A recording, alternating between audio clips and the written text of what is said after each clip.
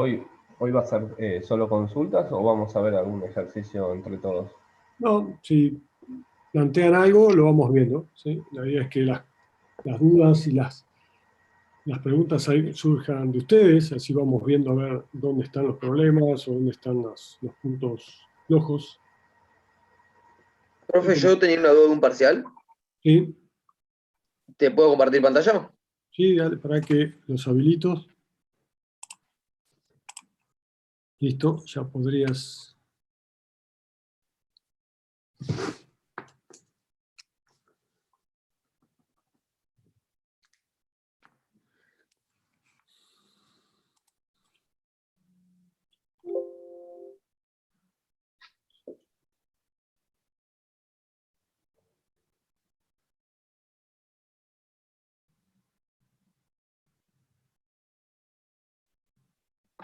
Es profesor F. punto el 2.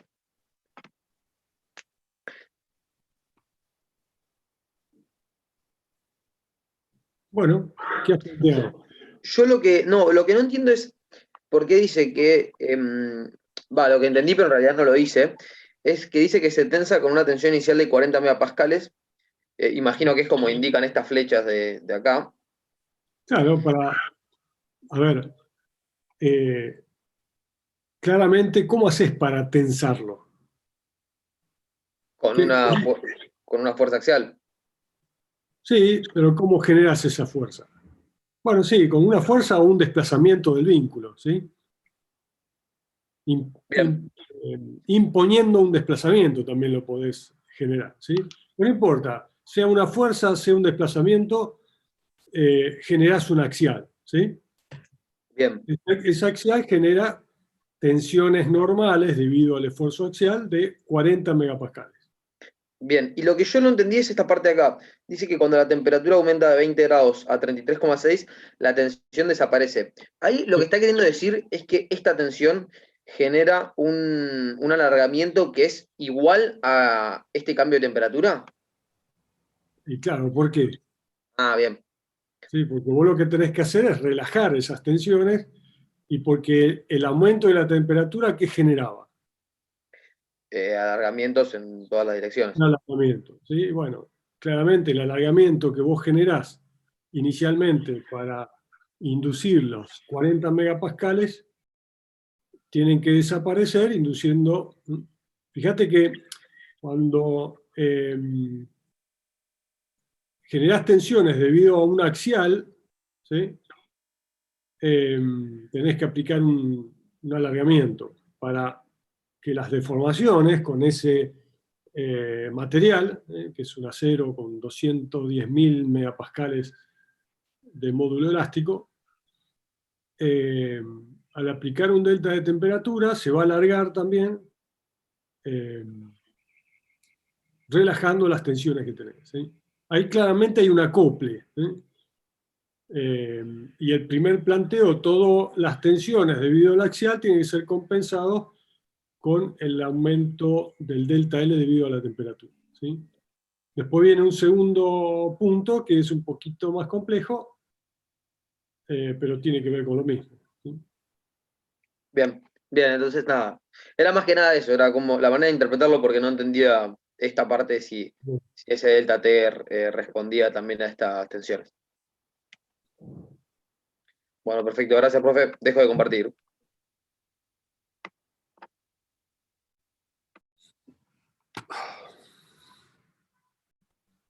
Profe, yo tenía una consulta de un parcial también. ¿Sí? Comparto pantalla. Sí, sí. El 4. La verdad no sabía cómo interpretarlo. El tema del peso, de la densidad, no sabía interpretar ese.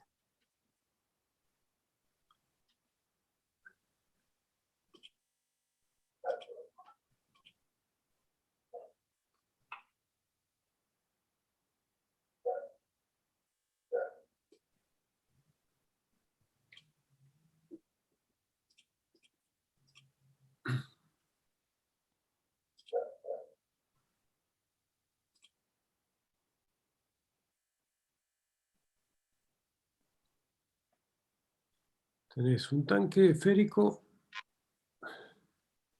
que tiene una presión interna determinada, 128 kilogramos por metro cuadrado.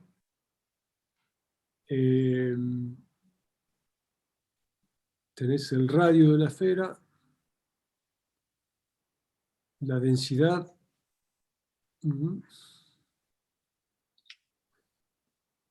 La densidad, ¿qué será? El líquido que tiene adentro. No, la verdad no sé, no lo entendí eso. O sea, yo hubiese hecho el sigma circunferencial o el longitudinal, no me acuerdo cuál era. Y ahí sacaba el espesor, pero el tema de la presión que está, o sea, la densidad que está ahí, no sé para qué se usa. Determina el mínimo espesor del tanque esférico.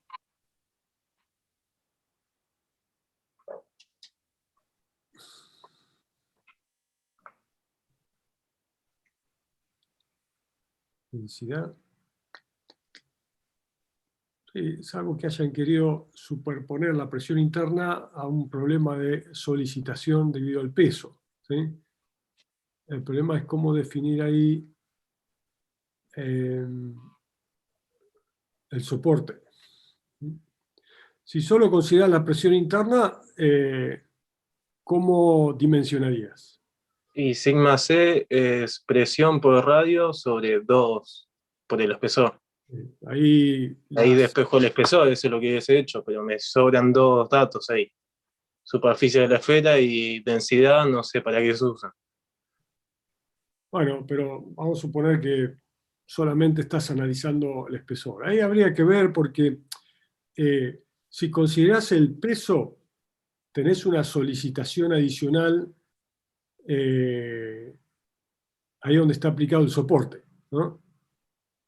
En ese caso, tendrías que hacer alguna simplificación, ¿eh? O alguna hipótesis de que todo el peso de la esfera está soportado por ese soporte, ¿sí? El problema es que para hacer un cálculo sencillo tenés que considerar que el soporte está apoyado en todo el perímetro de la esfera, ¿no? ¿No es así? No sé si son solamente 2 patas o si es todo. A ver, si fuesen 2 patas es un problema difícil de resolver porque hay una singularidad ahí. Localmente tengo aplicada una carga, ¿sí? Puntual. Lo ideal acá es, por ahí el dibujo, no sé si está bien. ¿Esto de cuándo, desde qué año es el parcial este?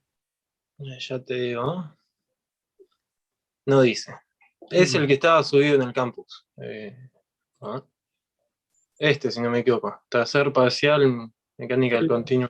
Debe ser medio viejito. A ver, mostrame de nuevo.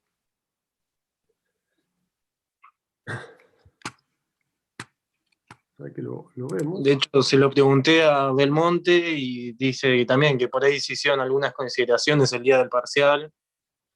Y sí, por ahí a veces... Nada, me estaba hablando de que es como que se dividía en dos la esfera, pero no entendí muy bien esa parte. A ver.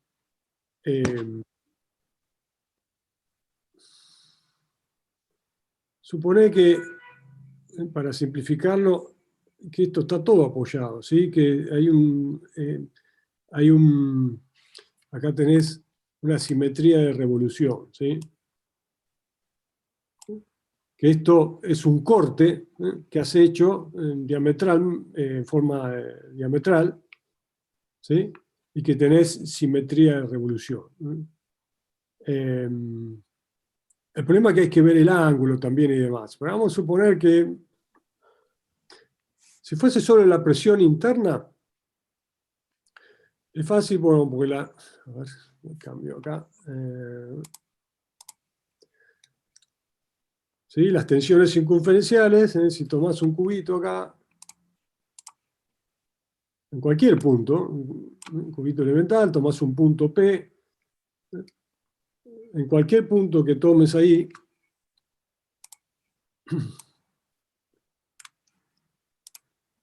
vas a tener un estado biaxial, ¿sí? De tracción. Y ustedes saben que las tensiones son iguales, no hay diferencias como en un cilindro, ¿sí? las tensiones, en este caso, en cualquiera de las dos dimensiones, perdón.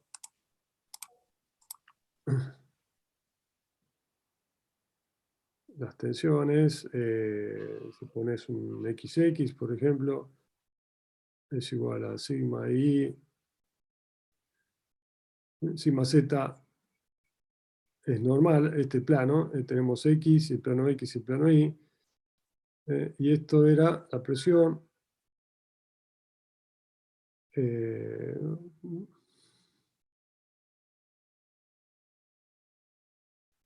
¿Sí? Tenés el espesor, el radio, tenés todo, la presión, sacás las tensiones.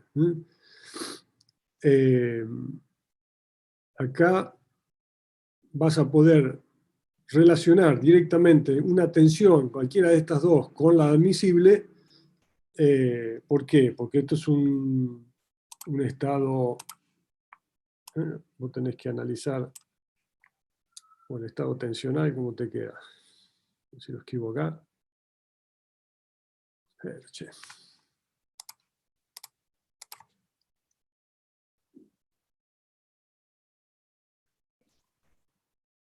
Sigma XX, sigma I, 0, 0, 0, 0. Podrías considerar la presión interna en un punto interno, pero si son esta relación, fíjate que tiene un radio de 1 metro, es muy probable que el T sea milímetros, ¿sí? Así que la podés despreciar. 4 milímetros. O sea, yo la cuenta le hice así, despejando directamente y me dio 4 milímetros. Bueno, por eso, 4 milímetros, fíjate que es muy pequeño comparado con R, por lo tanto la presión interna se puede despreciar, ¿sí? Pero la idea es que en este caso claramente, esto ustedes no pueden igualar directamente, lo tienen que demostrar, ¿sí? Que realmente la admisible está dada por esta tensión. En cualquier ejercicio, aunque sea fácil, ustedes tienen que demostrar eso. El estado tensional ustedes tienen acá claramente las tensiones, los vectores tensiones son principales. ¿Sí? Y ustedes tienen acá sigma Z, o P sub I, si está un poquito por ahí en compresión, pero acá tienen sigma XX y sigma I. Las dos son principales, sigma 1 y sigma 2, y por lo tanto la máxima está dada por cualquiera de estos dos, o sea, por esta expresión. Y esta es lo que ustedes igualan, esto tiene que ser menor o igual que la tensión admisible. ¿Sí? ¿Cuál es el mínimo espesor que tiene que tener la esfera? Bueno, lo obtienen con el igual. ¿Sí? El espesor, si lo pasan del otro lado, va a quedar P por R sobre 2T, perdón.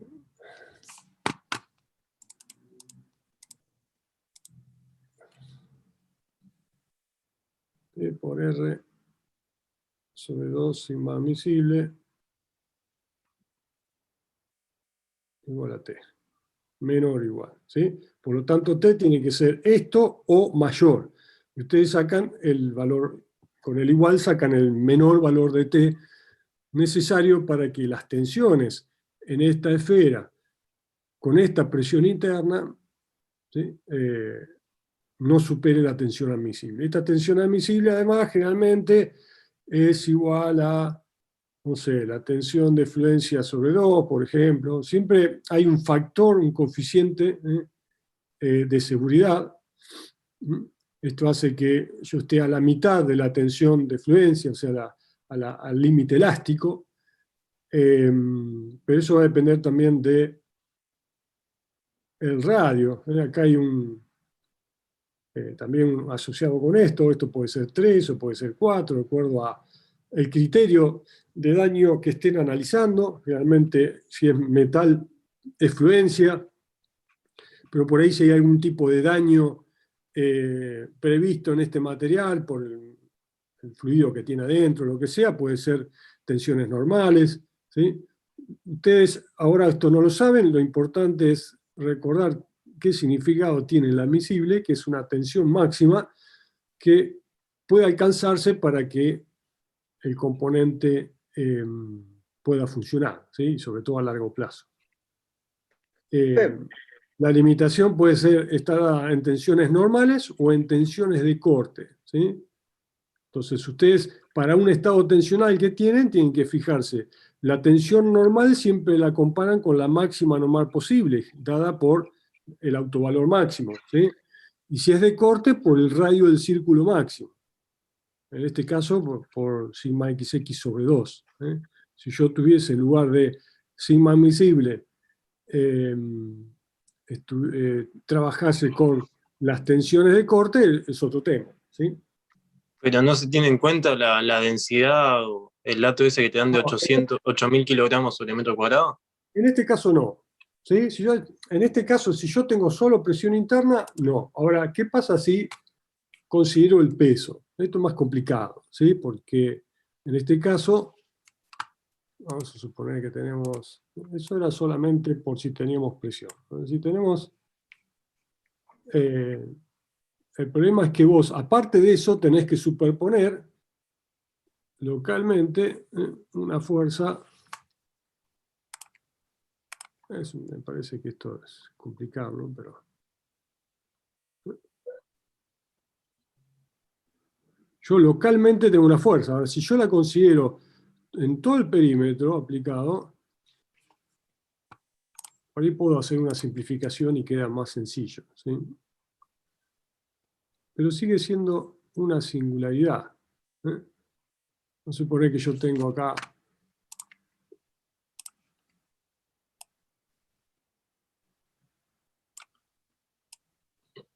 Una carga distribuida, así que... como una carga distribuida, exactamente. Si yo tengo todo el soporte agarrado, ¿sí? En lugar de tener dos soportes, tengo como una chapa, como una pollerita acá, todo alrededor. Todo el peso está concentrado, o sea, está soportado por una carga distribuida todo a lo largo del perímetro medio del cilindro. En este caso sería 2pi por R. Bueno, y ahí podrías localmente considerar una fuerza adicional. En este caso, fíjate que arriba la podrías considerar de compresión, pero en realidad, si estás considerando, si dividís la parte de abajo, tomás la parte de abajo, quiero decir, eliminás esta.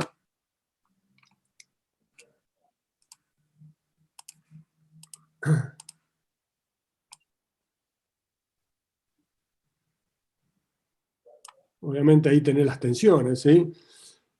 Acá tendrías que agregar las tensiones. Al cortar aparecen las tensiones, ¿sí?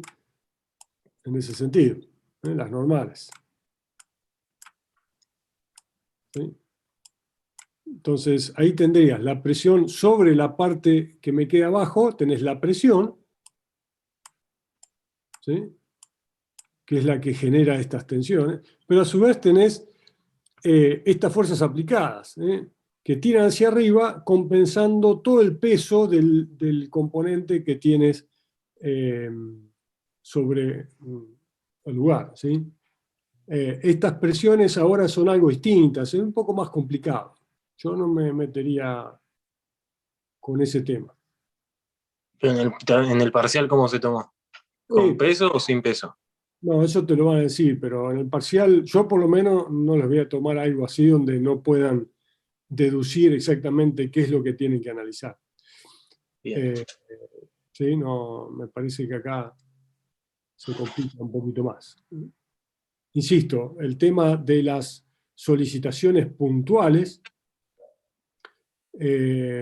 para analizarla con los conocimientos que tienen, ustedes deberían realizar 2 o 3 simplificaciones, como las que estoy haciendo, por ejemplo. La concentración, yo a esto le pongo solamente 2 patas, que además, fíjense que no debería ser así, para mí esto es un corte, capaz que lo anunciaron así sencillo y después en el examen lo explicaron. Yo seguro no he estado en este parcial, no sé de qué año es, pero seguro no estuve, no lo recuerdo. Esto es inestable, o sea, un tanque no puede estar solo con 2 patas, porque esto sería muy inestable. Y mínimo 4. Mínimo 4, exactamente. Entonces, pero puede ser, yo he visto tanques que tienen, sí, un soporte todo alrededor, como una especie de pollera, y se ponen estos ángulos para también generar cierta estabilidad, ¿sí? No se Profe, preocupen de este tipo de problemas, si no lo entienden, ¿viste? De última pregunten, sí, pero no es algo que permita evaluar los conceptos que queremos. Yo creo que han hecho alguna simplificación en el examen. eh, ¿Sí? Por ahí a lo mejor se quieren poner cosas reales, ¿sí? Eh, haciendo alguna simplificación. Esas cosas a veces se hacen para que empiecen a haber aplicaciones ingenieriles, pero conceptualmente, si no manejan el tema de las singularidades, concentradores de tensiones y esas cosas, es más complicado. Terminan siempre haciendo simplificaciones, sobre todo para aplicar estas ecuaciones analíticas. ¿Sí? No, yo sino la otra forma que lo pensé es que lo que te dan ahí es la densidad de lo que se mete adentro del líquido Sí. y puedes hacer como otra presión más que se pueda sumar. Bueno, esa es la idea, sería un peso O total. una fuerza sobre un área y calculás una presión del líquido. Sí, o tomar solamente, por ejemplo, todo el volumen que tenés ahí, lo multiplicás por la densidad y obtenés un peso total. Y ese peso total se va a distribuir en estas patas, ¿sí? O en 4 patas o en algo perimetral, ¿sí? Eso te genera otra solicitación, sobre todo en el punto de aplicación de las patas, ¿sí? Del soporte. Eso lo tenés que simplificar para decir, bueno, yo concentro todo ese peso que se me transmite a través de la esfera a ese lugar, pero esas cosas generan singularidades, ¿no? Porque el tema de la presión uno la distribuye uniformemente, son situaciones eh, que pueden analizarse con expresiones sensibles, ¿no? Del tema de la membrana. Pero al poner los soportes, ahí se te complicó bastante, ¿sí? Porque hay que combinar expresiones generales con hipótesis simplificativas locales, ¿sí? Yo creo que en el enunciado después eh, lo han resuelto de alguna manera, ¿eh? En forma simplificada. Fíjense que con estas patas yo lo que podría pensar es que genero una tensión en el tubo adicional de tracción vertical en este punto, ¿sí? Entonces, vamos a dibujarlo para que tengan una idea, ¿sí?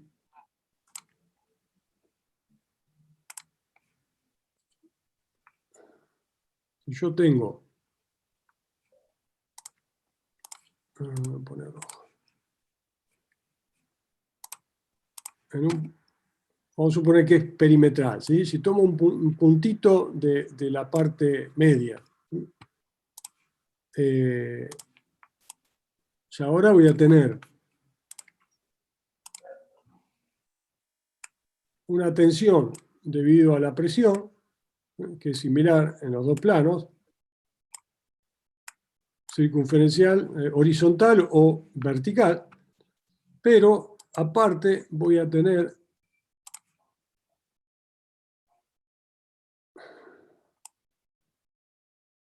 una componente debido al peso, ¿sí?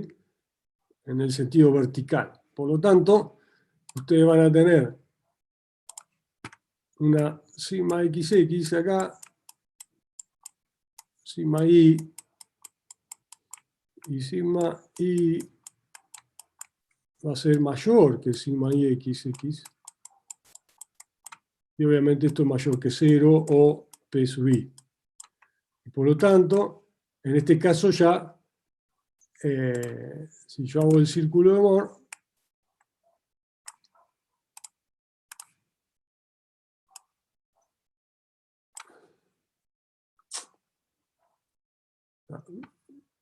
No lo puedo mover.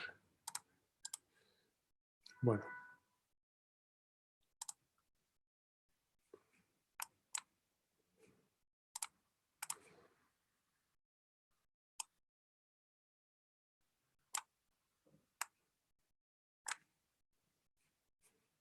Si acá tengo,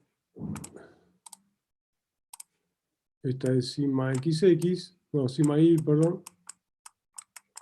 Voy a tener el 0 acá y la sigma XX va a quedar en algún punto intermedio, dependiendo de cuánto la relación entre las tensiones generadas por el peso y la depresión interna. Entonces, acá voy a tener otro círculo de Mohr.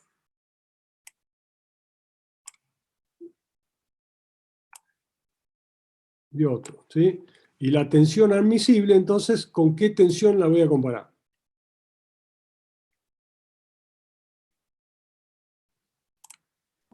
Con la máxima.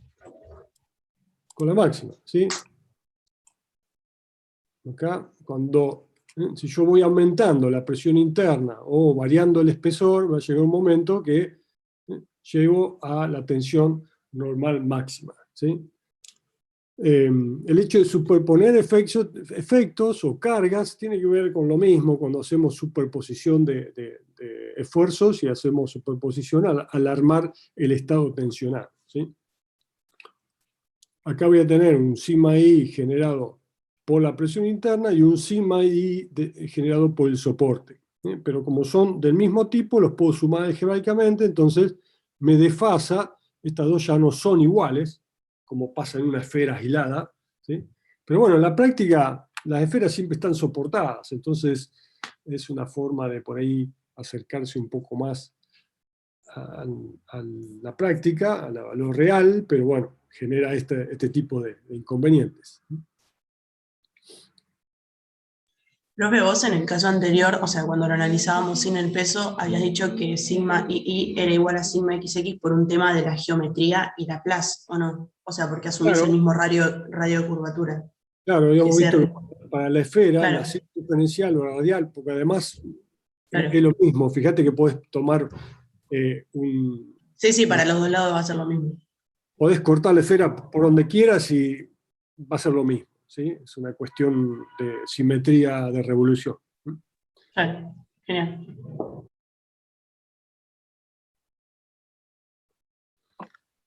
Profe, ¿te puedo hacer una consulta de ese mismo parcial? ¿Sí? Es del ejercicio 2. A ver que borramos todo. Movémelo, a ver, no sé quién lo tiene. Sí, acá está. Te iba a consultar, primero, ahí en los esfuerzos en la sección B, tiene un corte de Dios SP, un flector en la dirección, no sé qué eje es ese, el eje X creo, y un torsor en el eje X y un flector según el eje Y, puede ser.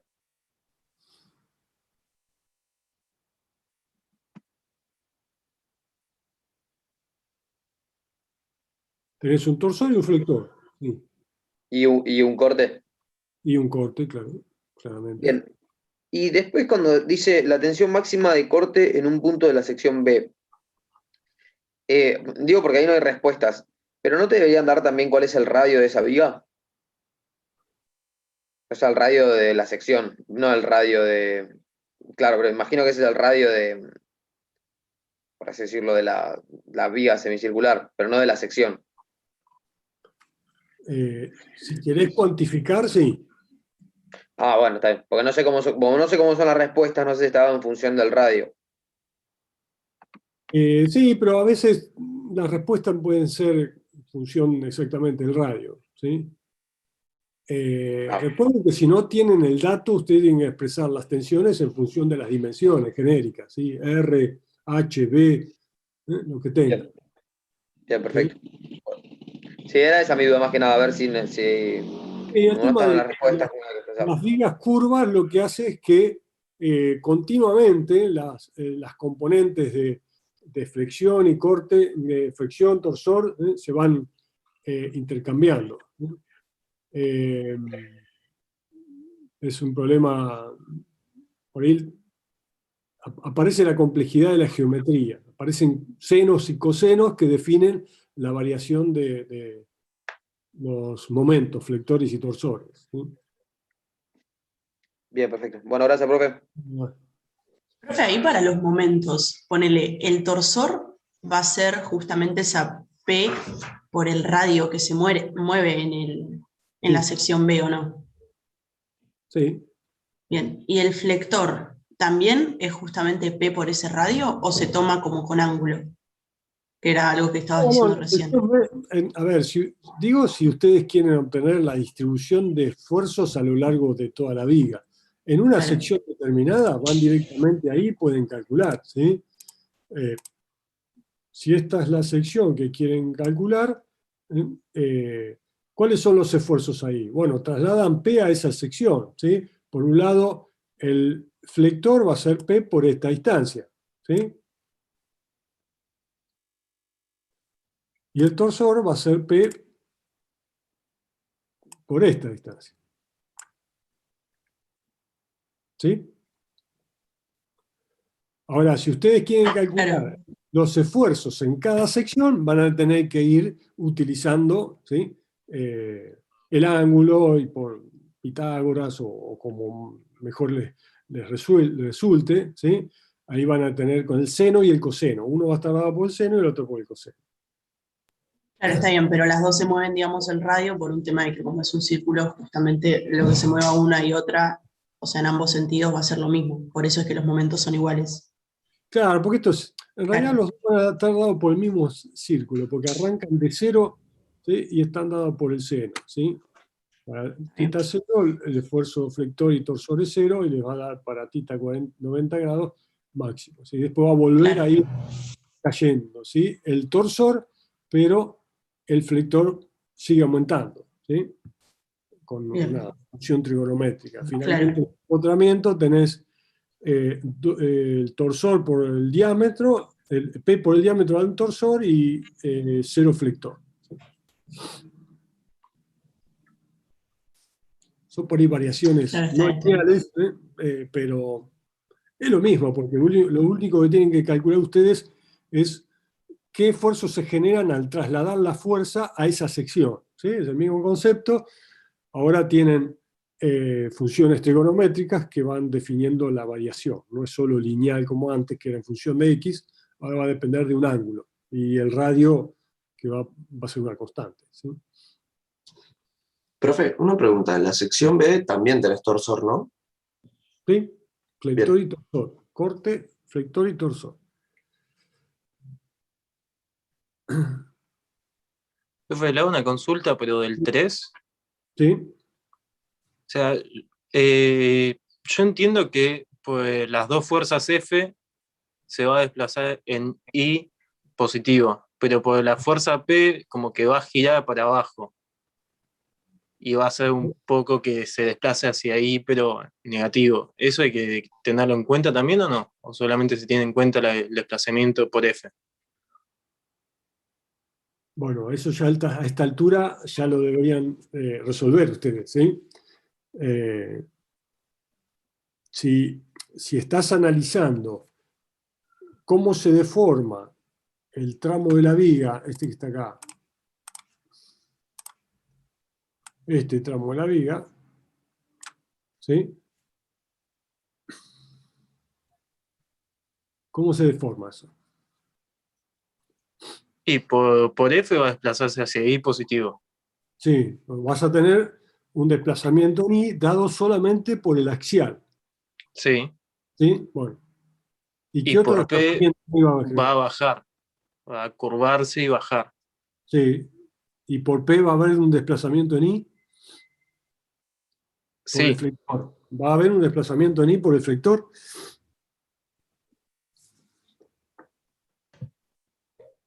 yo No es creería que que por sí. hipótesis, en realidad, cuando No, en nosotros realidad no. Z planteamos, nomás. claro, no hay que tener en cuenta los desplazamientos en el eje, Exactamente. digamos, Hemos horizontal. visto que para el Pero cálculo eso de no la... es cuando está apoyado en los dos extremos. No, siempre. ¿En qué momento nosotros calculábamos desplazamiento en I de una sección? En X ahora es en I, ¿sí? Habíamos Ah, en dicho que Z. solamente había desplazamiento, en este caso sería en Z, y giros de la sección, pero la sección no se desplazaba según I. Eran parte de las hipótesis que tomábamos al deducir la ecuación, ¿sí? Por eso le digo que no memoricen las cosas para un caso particular, analicen... A eso sí, yo pensé que era solamente cuando estaba apoyado en los dos extremos. No, ese era un ejemplo de un tipo de vínculo, pero esto pasa siempre por las hipótesis planteadas, ¿sí? Recuerden la hipótesis de que las secciones planas giran, y lo planteamos, no sé si la clase anterior, el repaso anterior también. El delta X en el eje neutro sigue siendo delta X, no se deforma, ¿sí? Eso es consecuencia de la hipótesis. Obviamente, la acumulación de desplazamientos, ¿sí? ¿Sí? Los desplazamientos en I de un extremo respecto del otro se hacen muy importantes. Ahí empiezan a haber curvaturas que después me permiten a mí calcular desplazamientos en X, ¿sí? ¿Se entiende? Si yo tomo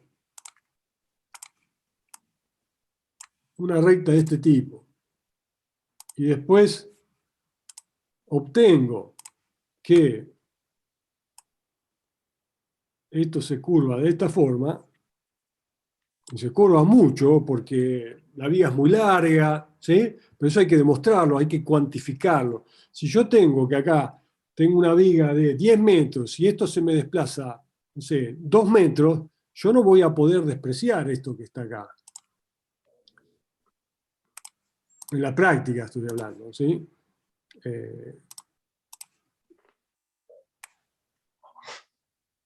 Yo esta distancia, este desplazamiento, no lo voy a poder despreciar. Pero eso lo puedo calcular. Eso es lo que yo estaba considerando. Bueno, pero teniendo las curvaturas, yo puedo hacer una aproximación de este tipo, pero las ecuaciones que estamos utilizando no son para este caso, ¿sí? Los desplazamientos son muy pequeños, ¿sí? La flecha, por ejemplo, ¿cuánto es la flecha del piso del aula donde teníamos clase? ¿Qué sé yo? El aula 9 o la 11. ¿Cuántos metros tiene de ancho? 8 metros. 9 metros. ¿Cuánto se desplaza el piso hacia arriba o hacia abajo? Algún milímetro, un centímetro, ¿no? Cuando ustedes separan todo, cuando entran 80 alumnos adentro del piso, 1 centímetro, 2 centímetros, o sea, es insignificante. En esos casos ustedes pueden definir la flecha, ¿sí? Sin ningún tipo de problema y considerando que no hay desplazamientos en X. En muchos casos, en la práctica, esta hipótesis se cumple, ¿sí? Si hay grandes deformaciones, ahí ya tienen que usar la ecuación completa, pero no la ecuación completa, la ecuación simplificada de la elástica en régimen elástico, ¿sí? Es la completa en régimen elástico que va a definir por ahí, ¿sí? Por ahí la influencia. Sí, Carmen el drive. Sí, el otro tiene todos los mails, boludo.